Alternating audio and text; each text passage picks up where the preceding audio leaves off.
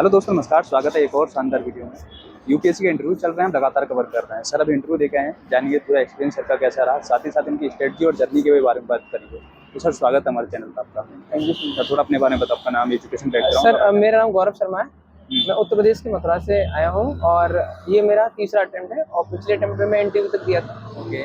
और ये मेरा वैकल्पिक हिस्ट्री है। हिस्ट्री है आपका। अगर मैं एजुकेशन बैकग्राउंड की बात करूँ तो सर मैंने मैथ ऑनर्स में ग्रेजुएशन किया है और मास्टर्स मैंने ज्योग्राफी में किया है और वैकल्पिक भी में ज्योग्राफी है। ज्योग्राफी है। तो आज की बात करूँ, लास्ट जो आपने इंटरव्यू दिया और उसके मुकाबले आज का इंटरव्यू का एक्सपीरियंस कैसा रहा आपका? नहीं, लास्ट ईयर भी मतलब ऐसा ही हुआ था, लेकिन मैं समझ सकता हूँ कि मतलब थोड़े से पिछले साल थोड़ा बेहतर हुआ और मैंने कोशिश किया उसको और अच्छा सा करने की। मेरी तरफ से इसको पूरी कोशिश की कि अच्छे से अच्छा हो। लास्ट टाइम बोर्ड किसका था, इस टाइम बोर्ड आपको कौन सा लगा? इस बार मेरा थापा सर का बोर्ड था। पिछली बार बोर्ड शायद एक एयर मार्शल थे, उनका नाम मुझे नाम नहीं आता रहा, उनका था।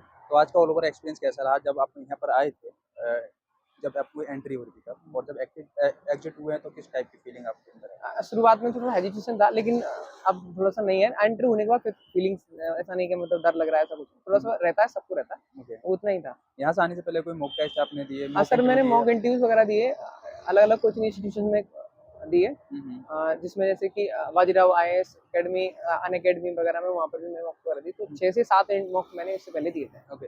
वहाँ का क्या एक्सपीरियंस रहता है, वहाँ पे थोड़ा बताएंगे? एक तरह से वहाँ भी एक्सपीरियंस ये रहता है कि आपको एक तो आपको क्या बोलना है और आपको लैंग्वेज किस तरह की रखनी है, उसकी भी इम्पोर्टेंस इसमें रहता है। तो आप किस तरह से आप चीज़ों को रखते हैं, तो उससे बेनिफिट डेफिनेटली होता है।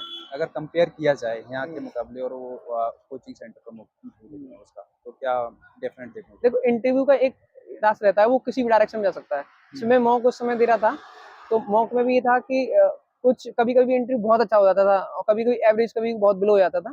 तो वो कभी-कभी ऐसा भी होता है कि आप जो तैयारी करके गए हैं उससे प्रश्न पूछे गए या अलग से क्वेश्चन हो गए। तो कहने का मतलब होता तो लगभग एक जैसे ही है। पूरी कोशिश करते हैं इंस्टीट्यूशन वाले भी कि एक ऐसा ही एक्सपोजर मिले, लेकिन मेरा ये मानना है कि यहाँ पर पूरा एक्सपोजर थोड़ा सा अलग होता है, लेकिन हाँ होता लगा हुआ है, लेकिन थोड़ा सा अलग होता है। ओके। बात करूँ आज के इंटरव्यू को लेकर, तो आज का इंटरव्यू पहला क्वेश्चन क्या पूछा गया और किसके अकॉर्डिंग आपका इंटरव्यू चला, किस साइड चला? फर्स्ट ऑफ ऑल इंटरव्यू जो मेरा इंट्रोडक्शन से शुरू हुआ, और इंट्रोडक्शन पूछने के बाद उन्होंने एग्रीकल्चर एक्सपोर्ट की बात करी और इंडिया के एक्सपोर्ट की बात करी, स्पेशली क्रिटिकल मिनरल्स के बारे में बात करी। और जो है जैसे भारत के जो मोस्टली ना एटॉमिक प्रोजेक्ट, जो स्मॉल एटॉमिक प्रोजेक्ट जो इलेक्ट्रिसिटी के लिए बनाए जा रहे हैं, उससे रिलेटेड क्वेश्चन था। और बाद में क्वेश्चन जो है ना इकोनॉमी से भी रिलेटेड कुछ क्वेश्चन थे, तो वो शुरुआत वहीं से हुई। फिर बाद में कुछ स्टैटिकल क्वेश्चन जैसे कि एथिक्स से रिलेटेड क्वेश्चन थे, कुछ सिचुएशन से रिलेटेड क्वेश्चन थे।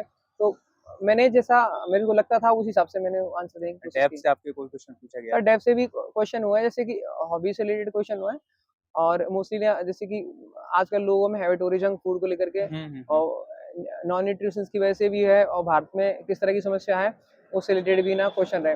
तो कहीं ना कहीं कम से 5 से 6 क्वेश्चन डेफ से भी सीधे सीधे। तो जो डेफ से हम तैयार करके आए थे उस हिसाब से। जैसे आप मथुरा से बिलोंग करते हैं, तो मथुरा से कोई संस्कृति के बारे में मथुरा से संस्कृति के बारे में क्वेश्चन, जैसे मथुरा जन्मभूमि विवाद से रिलेटेड क्वेश्चन, जो उसको लेकर के उससे क्वेश्चन रिलेटेड था। दूसरा, जो मथुरा जो रिफाइनरी है वो ऑयल उसमें अप्लाई कर दी, तो किस कंपनी का है, वो उससे रिलेटेड क्वेश्चन उसमें पूछा गया था। और दूसरा क्या है कि इसमें एथेनॉल का जो है क्या रोल है, अगर एथेनॉल का अगर हम मिक्स करते हैं तो भारतीय इकोनॉमी को किस तरह से उसको प्रभाव पड़ेगा, उससे रिलेटेड क्वेश्चन किए थे।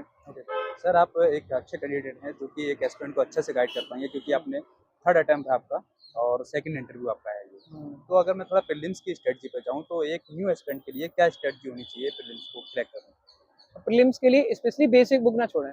बेसिक बुक पढ़ने के साथ साथ आप करंट अफेयर्स भी पढ़ें, स्पेशली जैसे इसमें आ रही करीब 80 डेज से ज्यादा दिन है अभी प्रीलिम्स होने में। तो मेरा ये मानना है सी सेट को भी उतना ही इंपॉर्टेंस दें जितना अन्य विषयों को दे रहे हैं। क्योंकि अगर सी सेट, एक बड़ा दुख होता है कि जैसे सी सेट की वजह से आप फेल हो जाते हैं, तो बड़ा अलग लगता है कि मतलब हमने सारा GS पे फोकस किया तो हो जाना चाहिए था।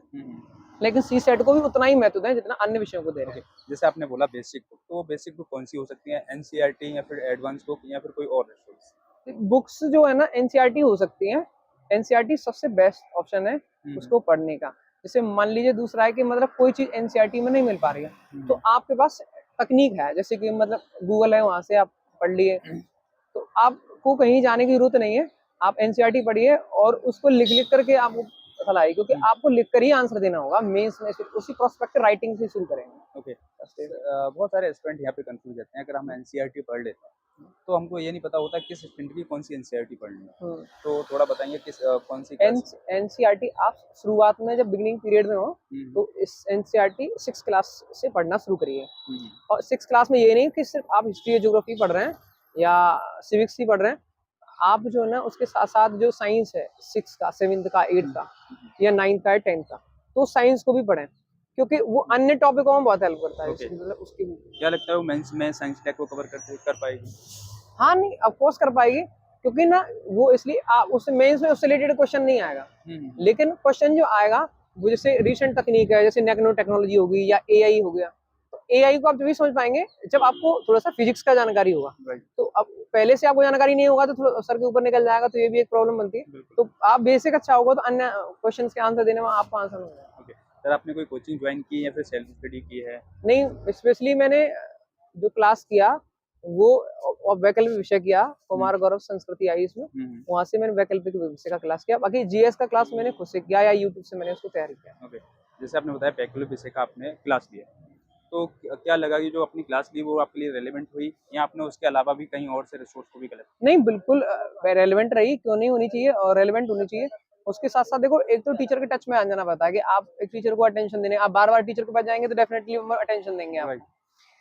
आप जैसे कोचिंग इंस्टीट्यूशन में आप मोस्टली देखिए ना कि जैसे कि बच्चों का क्या है कि उन्होंने कोचिंग ज्वाइन कर लिया, लेकिन कोर्स खत्म होने से पहले उन्होंने कोचिंग छोड़ दिया, मोस्टली ऐसा होता है। या आपने कोर्स परचेज लिया, आप क्लास नहीं ले पा रहे हैं, तो ये मिस मैनेजमेंट की प्रॉब्लम होती रहती है। लेकिन आप रेगुलर क्लास लेंगे, आप रेगुलर क्लास लेंगे तो कब तक समझ में नहीं आया, एक बार, 2 बार, 3 बार में समझ में आ ही जाएगा। नहीं आएगा तो आपके पास गूगल है, फिर भी समझ में नहीं आएगा तो टीचर है, तो उनसे सारी हेल्प लीजिए। और हर व्यक्ति, कोई व्यक्ति अगर ये कहे कि मैं तो सिर्फ बिना कोचिंग के आ गया हूँ, मैंने तो किसी तैयारी नहीं किया, तो ऐसा नहीं है। कोई ना कोई किसी न किसी को गाइड होता है, बगैर गाइड के नहीं कर सकते आप। या आपके पेरेंट्स हो सकते हैं, या कोई फ्रेंड हो सकता है, या आपको कोई सीनियर हो सकता है, लेकिन गाइड अवश्य होगा, ऐसा नहीं हो सकता। ओके सर, तो सर आप इस पूरी जर्नी ने यहाँ तक लेके फर्स्ट डिवीजन लेके थर्ड अटेम्प्ट तक क्या सिखाया है इस जर्नी ने आपको? ऐसा नहीं है, सबसे बेस्ट चीज ये दिखाई कि पेशेंस के साथ लगे रहना है, और लगातार पेशेंस के साथ काम करेंगे तो मुझे लग रहा है उसमें बहुत आपको बेनिफिट। पेशेंस के साथ उसके बाद एक स्ट्रेटेजी, और स्ट्रेटेजी का उसके बाद इम्प्लीमेंटेशन उसका।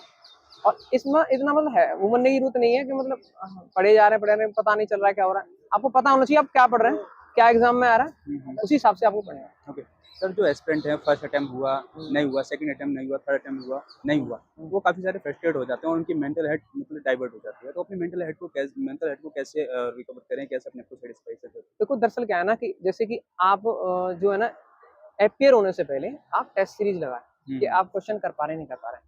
अब जैसे मान लो आप नहीं उसका आंसर कर पा रहे हैं, तो थोड़ा स्ट्रेटेजी चेंज कीजिए, कहीं ना कहीं प्रॉब्लम है ना। आपको बिल्कुल भी डिप्रेशन में आने की आवश्यकता नहीं है। इसके साथ साथ अन्य एग्जाम भी होते हैं, वो भी देते रहें। जैसे एग्जाम अगर आप देते हैं तो उससे बेनिफिट, आपको कॉन्फिडेंस लूज नहीं होगा और उससे बेनिफिट मिलेगा आपको। क्या लगता है कि यूपीएससी जर्नी में बी प्लान होना जरूरी है? अगर बी प्लान होना जरूरी है तो कितने अटेम्प्ट के बाद हम बी प्लान को चूज कर सकते हैं? नहीं, कोई अटेम्प्ट नहीं, बी प्लान अवश्य रखना चाहिए। और बी प्लान के बगैर क्या, बी प्लान नहीं, वैसे भी यूपीएससी इतना सिखा देती है आपको, इतना पढ़ाई अगर आपने अच्छे से किया है तो कि आप मात नहीं खा सकते। आप कोई भी काम कर लेंगे तो बेहतर करेंगे, उस जिस क्षेत्र में जाएंगे वहाँ भी अच्छा करेंगे। ओके, आपकी इस जर्नी में फ्रेंड या फिर फैमिली का कितना इन्वॉल्व रहा है? इस मेरी जर्नी में मेरे फ्रेंड पेरेंट्स का बहुत मेरा सपोर्ट रहा, और काफ़ी लोग मेरे साथ में थे और हमेशा मुझे मोटिवेट किया उस चीज़ के लिए, करने के लिए। और मैं बहुत सकारात्मक लेता हूँ उस चीज़ को और उसी स्ट्रेटेजी पर काम करता हूँ। ओके, कभी ऐसा लगा इस जर्नी में डाउनफॉल से कि यार कहाँ मैं गलत डायरेक्शन में तो नहीं आ गया?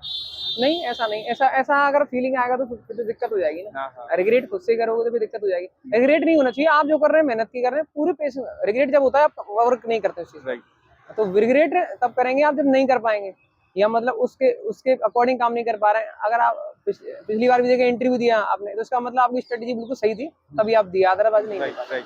तो सर लास्ट में क्या कहना चाहेंगे यूपीएससी एस्पिरेंट के लिए? क्या आंसर राइटिंग करें तो कब से करें, और न्यूज़पेपर कौन सा पढ़ें? अगर पढ़ना है न्यूज़पेपर पढ़ना जरूरी है या फिर मैगजीन? नहीं, देखो ऐसा है, दरअसल क्या है ना कि आप अगर न्यूज़पेपर से कवर कर पाते हो चीज़ों को, दरअसल क्या है, शुरुआत में बच्चों को नहीं पता होता कि हमको न्यूज़पेपर से क्या आइडेंटिफाई करना है। तो शुरुआत में बिगिनिंग पीरियड में मैगजीन रख सकते हैं, लेकिन जब आपको पता चल जाए कि क्या रखना है क्या नहीं, तो फिर न्यूज़पेपर से भी खुद से नोट्स बना सकते हैं साथ साथ। राइट। और उसको नोट्स बनाएंगे, एक तो न्यूज़पेपर में साथ ही साथ नोट्स बनाएंगे, और 1 साल का आपका करंट अफेयर्स बहुत आसानी से हो जाएगा। जैसे मतलब कुछ बच्चे ना बाद में क्या करते हैं कि विजन का 6 महीने का लिया या हर मंथ का लिया है, तो उससे और प्रीलिम्स के जस्ट 10-20 दिन 50 दिन पहले उसको पढ़ते हैं, तो बहुत लोडिंग हो जाता है, वो उससे नहीं कर पाएंगे आप। आंसर राइटिंग को कैसे फैम किया जाए, कैसे आंसर आंसर राइटिंग आप शुरुआत से करें, जिस दिन से फर्स्ट डे से आप तैयारी कर रहे हैं उस दिन से आप लिखना शुरू करें, क्योंकि उसमें स्पीड को मेंटेन रखना भी जरूर होता है, और उसके साथ साथ चीज़ों को टैकल करना भी उसमें आसान हो जाएगा आपके लिए, तब आप राइटिंग शुरू से करेंगे तो।